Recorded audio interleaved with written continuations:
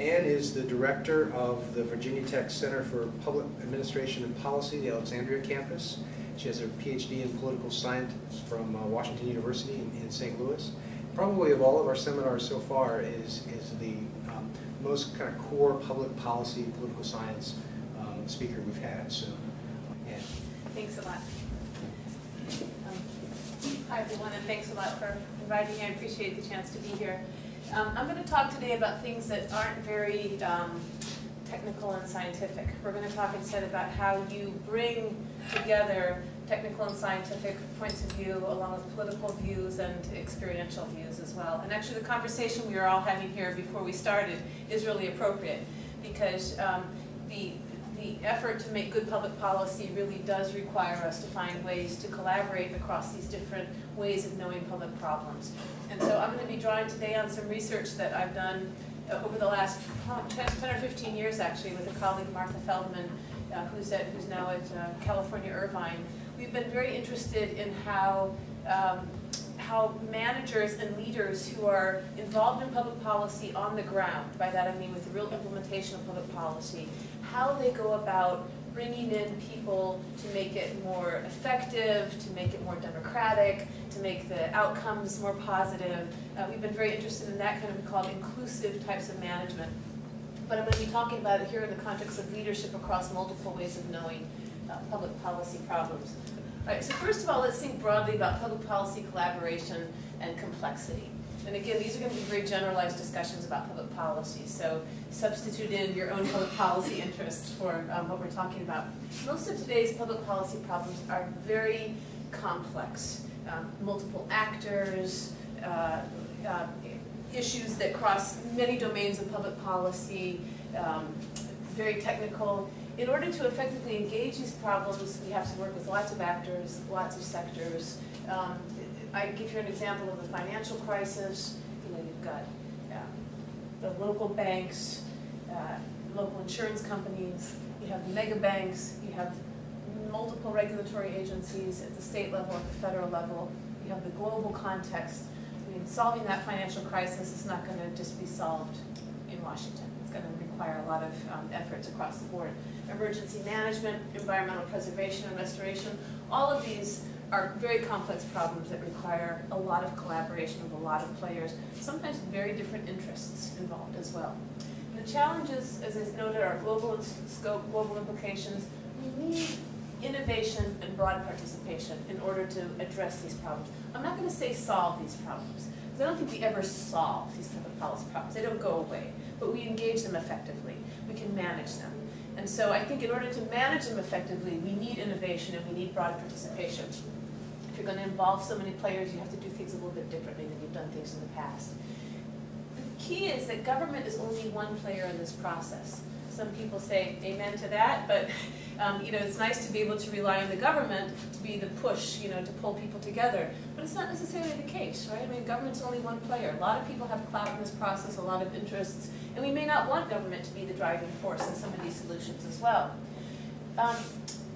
We also have involved in this whole complexity several legitimate domains of information and knowledge. Now, what do I mean by legitimate domains? Lots of different perspectives on how to solve these problems. Lots of different domains and ways where people have knowledge that they've been thinking about this that all have legitimacy, but they may all be at odds with each other. Okay, so looking for solutions through collaboration and networks. One of the ways that we in the public policy world have thought about trying to engage these problems, as you all have been studying with Troy, is thinking about networks as a solution, right?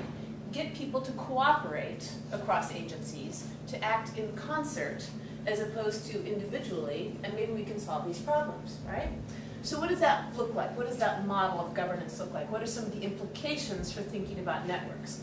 Well, one implication is thinking about the players have mutuality and interdependence. There are multiple actors and organizations, but they're connected somehow, right? So an example I used earlier today, the Coast Guard. The Coast Guard in its work has mutuality with a lot of other agencies, right? In port security, it deals with the Customs and Border Protection Agency. It deals with the Immigration Service, right? So there's connections between these organizations that make them have mutual interests and mutual interdependence. They have to work together in order to accomplish their mission. There's also multiple sources and types of expertise, right? So there's not, in these networks, there's not just one dominant type of expertise. There's lots of different kinds of expertise. That may be different kinds of scientists. It may be public policy people. It may be communications experts. It may be people who have expertise because they live and breathe it every day. The people who are fishing the coasts and who are leading industries in these areas. They have expertise that's related to the doing of the task or the business itself, all right? So there's very different kinds of expertise, and they're all important in this. You also have, from a kind of a broader governing perspective, you're going to have multiple congressional or legislative committees and interests involved in this, right? So if you bring in the politics to this, right, if you've got different agencies, different interest groups involved, you're also going to have different overseers at a political level who are interested in what's going on as well. So you're not just going to have one committee or two committees. You're probably going to have a lot of political overseers who care about what you're doing, which may not be a blessing, right? It may be really complicated. You're also going to have evolving procedures, meaning that this new network form of communication is unfolding as we go along, right? We can't look in the rule book and say, as a network, we do this and we do that. It's kind of like you're figuring out as you're going along. Well, we worked pretty well with, Sea Grant last year. We worked pretty well with VIMS last year. We did, let's try it again. What worked last year that, we might change this time? It helps when we have, direct connection with IRIS or direct connection with Troy, or, so you're thinking about those procedures on a regular, they're evolving as you go along, right? They're not standardized the way you might find a manual. The Forest Service has a manual. Actually, used to take several shelves that told you, told the forest ranger exactly what to do and when to do it, right?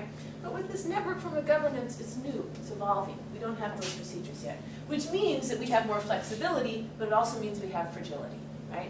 So we might be able to change things a little bit more quickly, bring someone in, alter something on the spot, but if a key person in that network leaves, or if an agency decides it can't participate anymore, right, you're also fragile, because those kinds of connections, easy come, easy go, right? There's a kind of flexibility, but there's also fragility associated with that capacity as well.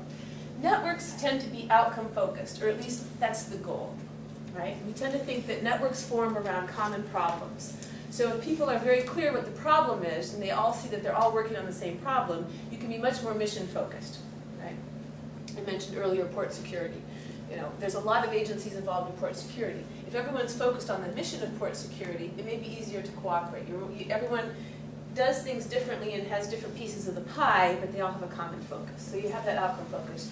Again, government is only one actor among many, and importantly, leadership is emergent. And this, I mean that leaders are not at the top of the hierarchy.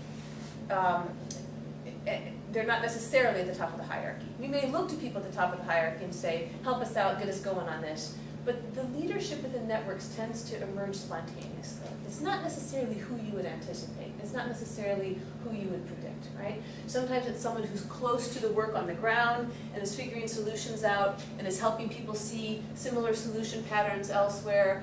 They may not be the person who's leading. And it may not be the same person over time. One person may take it for a while, and then someone else may emerge in another problem area, all right? So you're going to have emergent leadership, not necessarily stable, predictable leadership at the top of an organization. So those are some of the characteristics that we might anticipate with a network approach to our problem solving. But what are the limitations of that? Well, accountability. Who's in charge, right? If you have 20 different agencies participating in an effort, and think about the Chesapeake Bay cleanup, right? Who do we hold accountable? Who do we turn to for that? The buck stops here kind of thing.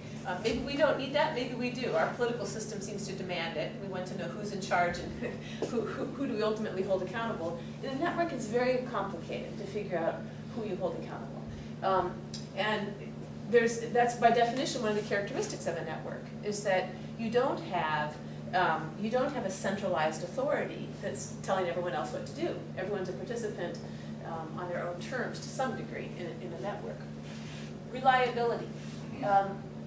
If processes are emergent, you don't necessarily know on a regular basis how that network's going to act, how that network's going to engage on certain things. So there's not the kind of reliability and predictability that you might see in an organization. There's variation across policy areas and problems, so different policy areas may raise different issues with respect to network governance, more technical problems. There's also a boundary problem. You have boundaries between the public and the private, who has obligations, who has responsibilities. You know, every organization has its boundaries of knowledge, its boundaries of turf, its boundaries of budgets and resources. Trying to work across those can be very problematic. And similarly, I would call this a boundary as well, clusters of expertise. Experts don't always work well together, right? I mean, you can put them all in the same room and say, figure it out, but it's not always the case, right? People see the world very differently. So a long time ago in my research, I used to study the Securities and Exchange Commission, which regulates the financial markets.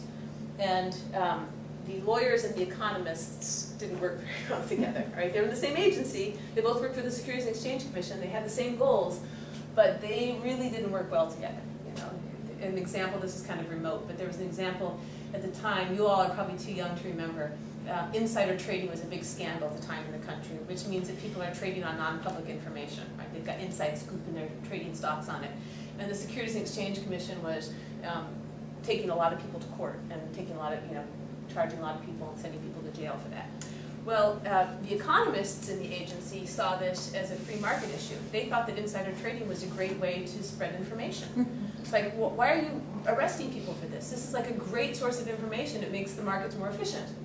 And the lawyers were like, you know, this is a violation of the law. You know, we need to enforce the law. So they were, you know, experts working on the same problem, but saw things in a very different way. And I think you can probably all think of your own circumstances where there's differences between experts that makes it really tough to collaborate and work together. Constitutional legitimacy of state action. This is a point that Larry Lynn has made regularly, which is when you go to a network form of governance, you are starting to blur the kinds of mandates from Congress or from the state legislature to an agency for responsibility, for protecting the public interest. That all starts to blur and spread, and that becomes highly problematic from a kind of a constitutional legitimacy point of view. And then again, what is the role of leadership in this network? And that's where we're going to focus today.